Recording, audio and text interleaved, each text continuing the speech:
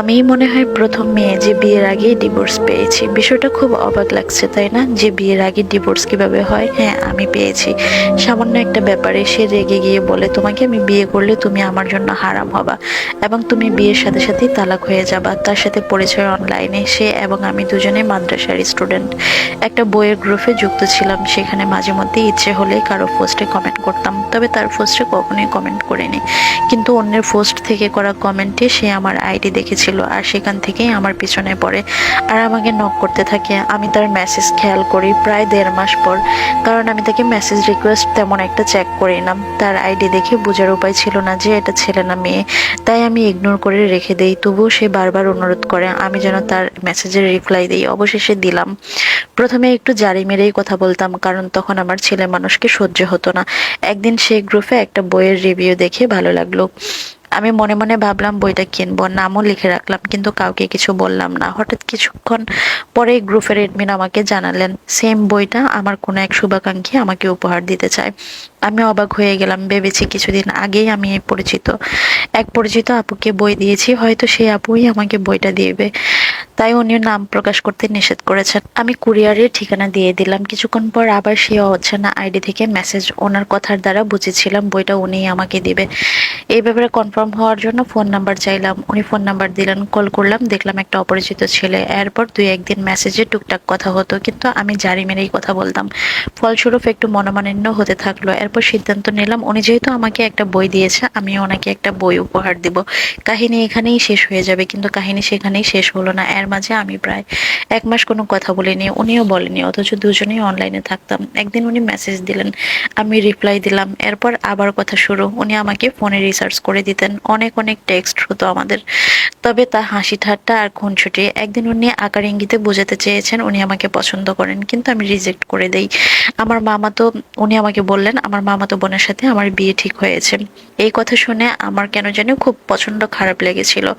বুকটা মুচড়ে উঠছিল। অনেক কষ্ট হলো, তবুও প্রকাশ করলাম না। এরপর এভাবেই উনি আমাকে সারাক্ষণ মেসেজ করতো আর বোঝাতো পছন্দ করে। আমি আমার মামাতো বোনের কথা জিজ্ঞেস করতাম, কিন্তু উনি ইগনোর করতো। উনি বলতো ওনার মামাতো বোনকে উনি বিয়ে করতে পারবেন না, কারণ সম্পর্কে দুধ বোন হয় নাকি। ওনার বড় ভাই নাকি ওনার মামাতো বোনের মায়ের দুধ খেয়েছে, যার কারণে বিয়ে করা যাবে না, এমনটাই বলেছিল তিনি আমাকে। দিন হঠাৎ করে আমাকে বলছে সে যে আমার সাথে মেসেজ আদান প্রদান করে তার হুজুর নাকি দেখে ফেলেছে মাদ্রাসার, ওকে নাকি সবার সামনে জুতা পেটা করেছে, সেজন্য আমি যেন তাকে আর মেসেজ না দিই। সুযোগ করে সেই আমাকে মেসেজ দিবে।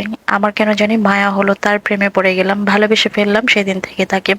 আমি আর তাকে মেসেজ দিলাম না। সেই যখন সময় পেত তখনই আমাকে মেসেজ দিত। এভাবেই চলছিল দিনগুলো।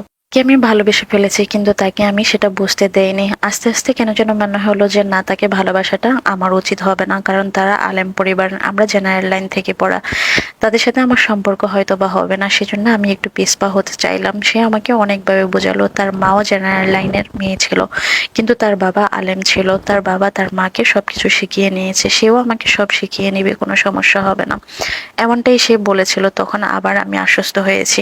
আমি মাদ্রাসায় পড়ি, আমার ভাইও মাদ্রাসা থেকে পড়াশোনা করেছে, তাই বলে যে তাদের মতো আলেম তেমনটা কিন্তু আমরা ছিলাম না, যার কারণে আমার টেনশনটা বেশি ছিল।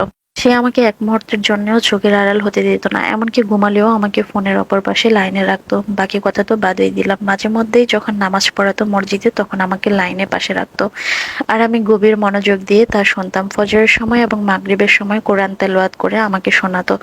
এইসবে আমি আরো বেশি দুর্বল হতে থাকি। আমার জন্য সবচেয়ে খুশির মুহূর্ত হতো তখন যখন সে মাদ্রাসা থেকে ছুটি পেত, আর কষ্টের মুহূর্ত হতো তখন যখন সে মাদ্রাসায় আবার চলে যেত। মাদ্রাসায় ঢুকলে ফোন ব্যবহার করা যেত না, তবুও সে অনেক লুকিয়ে ফোন ব্যবহার করত আর বারবার সাবধান করে যেত আমাকে যেন কোনো বিষয় যেন আমি অনিয়ম না করি। ঠিক যেমন প্রবাসী হাজবেন্ডরা তার বউকে বুঝিয়ে রেখে প্রবাসে যায়, আর আমিও অনেক কান্না করতাম তার জন্য। মাদ্রাসার খাবার সে খেতে পারতো না, তাই আমার হাতের রান্না খাওয়ার আবদার করলো। আমি কত রকমের আচার বানিয়ে রান্না বান্না করে তার জন্য আমি পাঠাতাম, কতভাবে পাঠাতাম। ইউটিউব দেখে দেখে আমি রান্না শিখেছি। কত ঝামেলা করে কুরিয়ারে পাঠাতে হতো, কিছুদিন পর পরেই পাঠাতাম। ভালোবেসে তাকে আমি চেতানি বলে ডাকতাম। একদিন অনলাইনে তার জন্য একটা বইয়ের পার্সেল অর্ডার করি, আর সেখানে নামের জায়গায় এই নামটা দেই। সে তো আমার আইডির পাসওয়ার্ড নিয়ে রেখেছিল আগেই, তাই অনলাইনে ঢুকেই যখন দেখলো এই নামে আমি পার্সেল অর্ডার করেছি, তখন সে খুব রেগে গেল এবং এক পর্যায়ে বলল, তোমাকে যদি আমি কখনো বিয়ে করি তাহলে তুমি আমার জন্য হারাম হয়ে যাবা এবং তালাক হবা। এই কথা শুনে আমার মাথায় আকাশ ভেঙে পড়লো। অনেক কান্নাকাটি করলাম এবং বোঝালো যে দুষ্টামি করেই নাকি তার এই কথা বলেছে তালাকের, আর তালাকের জায়গায় আরবিতে তা এর পরিবর্তে ত ব্যবহার করেছে, তাই কোনো তালাক হয়নি। আর একজন আলেমের পরামর্শ নিলে জানতে পারি, যেহেতু এভাবেই বলেছে তাই প্রথমবার তার সাথে বিয়ে বসলে তালাক হয়ে যাবে এবং দ্বিতীয়বার বিয়ে করলে আমরা সংসার করতে পারবো। এভাবেই দিন কাটতে থাকে। এক পর্যায়ে জানতে পারি তার বাসা থেকে খুবই সীমিত টাকা দেওয়া হয় খরচ হিসাবে। সেহেতু আমি তাকে হেল্প করতে শুরু করলাম। কিছুদিন পর আমার একটা ভালো চাকরি হয়ে গেল। বেতন সামান্য হলেও সেই বেতনের সমস্তটা আমি তাকে দিয়ে দিতাম। কিছুটা নগদে দিতাম, কিছুটা উপহার হিসেবে দিতাম, বিভিন্ন রকমের উপহার কিনে দিতাম। এভাবে আমি সব টাকা তার পিছনে খরচ করতাম, কিন্তু আমি জানতেই পারিনি আমার এই টাকা দিয়ে সে বিভিন্ন মেয়ের সাথে কথা বলে। একদিন বুঝতে পারলাম যে ও মনে হয় বিভিন্ন মেয়েদের সাথে কথা বলে। সন্দেহজনকভাবে 2টা আইডি আমি ট্রাই করলাম। আমার এখান থেকে কেন যেন ওই আইডিগুলো শো করছে না। মনে হলো যে ব্লক লিস্ট চেক করে দেখি। দেখলাম ব্লক লিস্টে আমার আইডি থেকে 2টা মেয়ের আইডি ব্লক করা। ব্লক খুলে মেয়েদের সাথে যোগাযোগ করলাম, জানতে পারলাম তাদের সাথেও তার পরকীয়া সম্পর্ক আছে। অবাক হয়ে গেলাম যে একজন কওমি মাদ্রাসা ছাত্র হয়ে কিভাবে আমাকে ঠকানো শুরু করেছে দিনের পর দিন। এর মাঝে শুরু হয় আমাকে কষ্ট দেওয়া, ইগনোর করা, কেন যেন এটা করতো। অথচ সম্পর্কে শুরু হওয়ার কিছুদিন পর থেকে আমি ছাড়তে চাইতাম, তখন আমাকে ছাড়তে চাইতো না। আর এখন যখন আমি পাগলের মতো ভালোবাসি, এখন সে আমাকে কেমন যেন একটু ইগনোর করতে শুরু করলো। মেয়েদের আইডি সার্চ দেওয়া এবং মেয়েদের সাথে কথা বলার জন্য আমাকে অনেক কথা শুনতে হয়েছে, অনেক রাগ অভিমানের ভিতর দিয়ে যেতে হয়েছে। এদিকে ফ্যামিলি থেকেও আমি প্রচুর প্রেসার পেতে থাকতাম। ছোটবেলা থেকেই আমি শারীরিক মানসিক নির্যাতনের শিকার হতাম তাদের মাধ্যমে। আমার বাকি 2 ভাই বোনের থেকে আমি ভালোবাসাও কম পেতাম। বড় হয়েও এই আঘাত থেকে আমি কোনোভাবেই রেহাই পাইনি। সে যে মেয়েগুলোর সাথে কথা বলতো তাদের সাথে কথা বলে বুঝতে পারলাম সেই মেয়েরা আমার সম্পর্কে কিছুই জানে না, অথচ আমিও মেয়েদের সম্পর্কে কিছু জানি না। সবার কাছে সবার সম্পর্ক গোপন রেখেই সে সম্পর্ক চালিয়ে গিয়েছে সমান্তরালে সবার সাথে। সবকিছু কেমন যেন এলোমেলো হতে লাগলো। সে অন্যান্য মেয়েদের সাথে সম্পর্ক চালিয়ে যাচ্ছে, এদিকে আমি তার জন্য কষ্ট পাচ্ছি। আমার পরিবার আমার বিয়ে ঠিক করে ফেলেছে, চারদিক থেকে এত বিপদ, এত সমস্যা। এর মাঝখানে তার সাথে আমার বহুবার দেখা হয়েছে তার রিকোয়েস্টে। এমন একটা ভুল করে ফেলেছি সারা জীবনেও কারো কাছে আমি স্বীকার করতে পারবো না, কাউকে বলতে পারবো না। তার সাথে আমি অনেক ভুল কাজ করে ফেলেছি, যেটার প্রায়শ্চিত্ত এখন আমি জীবন দিয়ে করলেও শেষ হবে না। আমি তাকে বললাম, তুমি যদি আমাকে বিয়ে না করো আমি তোমার পরিবারকে সমস্ত কিছু জানিয়ে দেব। তখন সে বলল, আমাকে 3 বছর সময় দাও, এরপর আমি বিয়ে করব। কিন্তু আমি বুঝতে পারলাম সে আমার সাথে প্রতারণা করছে। আমি তার বোনের সাথে যোগাযোগ করার চেষ্টা করলাম। তার বোনকে বললাম, আমার ধারণা ছিল আলেম পরিবার হয়তোবা তারা সবকিছু শুনে মেনে নেবে, কিন্তু আমার ধারণা তারা ভুল প্রমাণিত করে দিল। তার বোন আমাকে উত্তর দিল যে আমি ছাড়াও আমার পরিবারে আমার বাবা মা এবং ভাই আছে, অভিভাবক, আমি কোনো কিছুই বলতে পারবো না। তারপর তার ভাইয়ের সাথে আমি যোগাযোগ করলাম, তার ভাইও আমাকে একই কথা বললো। তারা কেউ আমাকে একটু হেল্প করলো না। এদিকে আমার পরিবার আমাকে শারীরিক মানসিক অত্যাচার শুরু করলো। আমার বিয়ে ঠিক করে ফেললো, আমি অস্বীকার করলাম। আমার পরিবার থেকে 1 মাসের টাইম দেওয়া হলো আমাকে, যাকে ভালোবাসি তাকে যেন আমি আমার পরিবারে উপস্থিত করি, কিন্তু আমি করতে পারিনি। আমার মামাদেরকে দিয়ে আমাকে স্বীকারোক্তি নেওয়া হলো। স্বীকার করেছি সমস্ত কিছু, কিন্তু তাকে আমি উপস্থিত করতে পারিনি, যার কারণে আমার বাবা আমাকে বাথরুমে জুতা দিয়েও পিটিয়েছে। এমনকি আমার মুখের খাবার কেড়ে নিয়েও ফেলে দিয়েছে। কত অত্যাচার সহ্য করেছি। ভাই বোনের অনেক নোংরা কথা শুনতে হচ্ছে। প্রতিনিয়তই মা বাবার কথার জারি শুনতে হচ্ছে। আমি তাকে কোনোভাবেই বুঝাতে পারছি না। আমি তার সাথে যোগাযোগ করার বহু চেষ্টা করছি, কিন্তু সে আমাকে বিয়ে করতে কোনোভাবেই রাজি না। এক পর্যায়ে তার বন্ধুদের সাথে যোগাযোগ করলাম। তার বন্ধুরা বলল সে আমার সাথে প্রতারণা করছে।